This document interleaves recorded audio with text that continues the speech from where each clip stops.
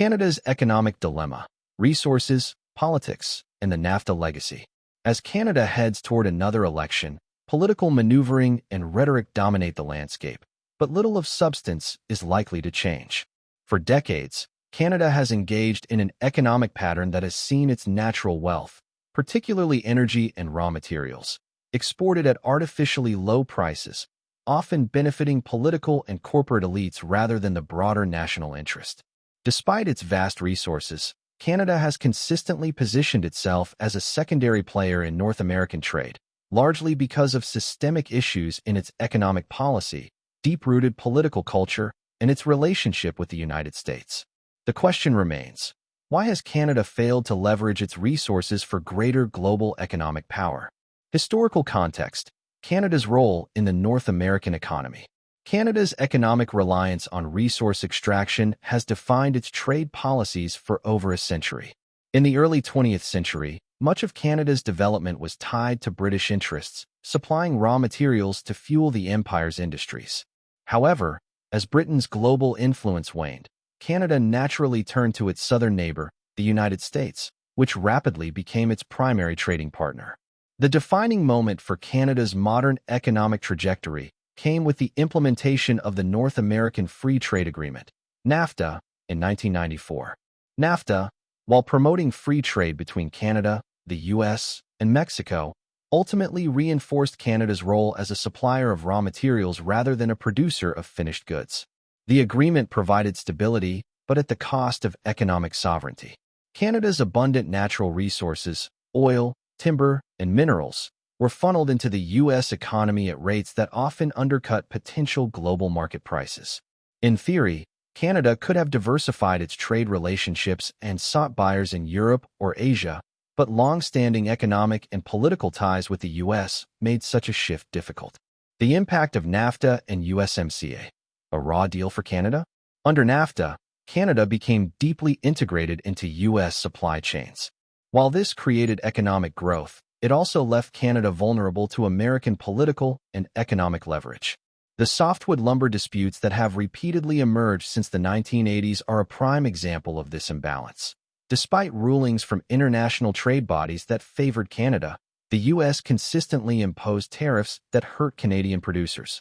Similarly, Canadian oil exports, primarily in the form of Alberta's heavy crude, have been subject to American price-setting mechanisms that significantly undervalue them. In 2018, NAFTA was renegotiated into the United States-Mexico-Canada Agreement, USMCA, which largely preserved the trade framework but introduced stricter rules on auto manufacturing and dairy exports. However, it did little to change Canada's fundamental problem. It remains a resource supplier rather than a true economic powerhouse. Canada still sends about 75% of its exports to the U.S., leaving it dependent on American policies and market fluctuations. Energy accounts for all of the U.S. trade deficit with Canada. The trade narrative shifts dramatically when trade flows are decomposed into energy and non-energy components. In 2023, Canadian exports of energy products, oil, natural gas, power, to the U.S. amounted to nearly $170 billion, or almost one-third of total shipments. In contrast, energy accounted for only 6% of all U.S. imports. Put simply, Canadian sources are critical to U.S. energy security. Remove Canadian energy exports from the equation, and the trade story flips.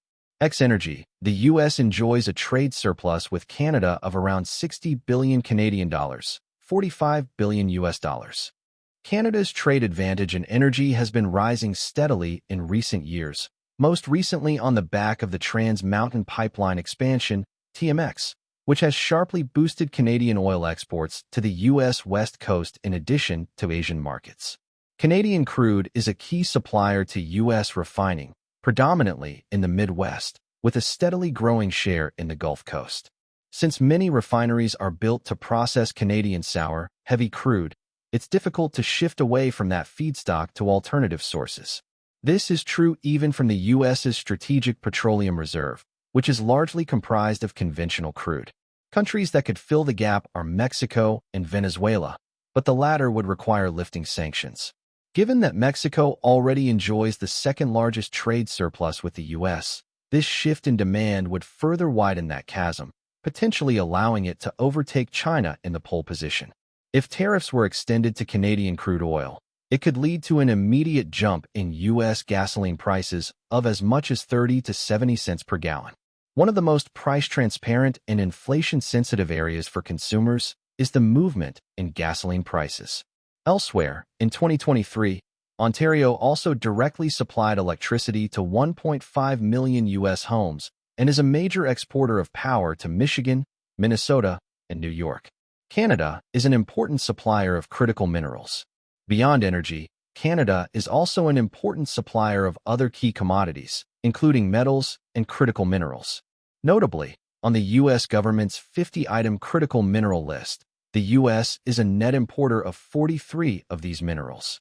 While China dominates global production of more than half of the critical minerals outlined by the U.S. government, Canada has been supplying 50 to 80% of its needs in zinc, tellurium, nickel, and vanadium. Outside of this, Canada has abundant reserves of cobalt, graphite, lithium, and rare earth materials that are core to reaching goals on clean energy technologies. Political and economic factors behind Canada's weak negotiating stance. Several factors have contributed to Canada's inability or unwillingness to negotiate better deals for its resources. Political corruption and corporate influence. Many Canadian politicians and business leaders have benefited from maintaining the status quo. Kickbacks and lobbying efforts by large resource extraction companies ensure that policies favor continued low-price exports rather than strategic economic diversification. Inferiority complex in trade negotiations. Canada has long viewed itself as a junior partner to the United States, often hesitating to push for more favorable terms. This has resulted in trade agreements where Canada makes more concessions than necessary, fearing economic retaliation from Washington. Lack of infrastructure for global export.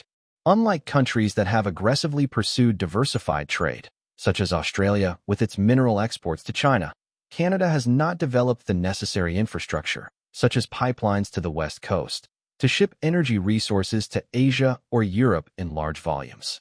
Instead, it remains reliant on the U.S. as its primary buyer. Regulatory and environmental policies. Domestic regulations and political opposition have hindered Canada's ability to build infrastructure projects like pipelines, which could allow it to export oil and gas at competitive prices on the world stage. Meanwhile, the U.S. has continued to develop its own oil industry, reducing its reliance on Canadian energy. Conclusion: can Canada break the cycle? Canada's economic struggles are not a matter of limited resources or lack of opportunity.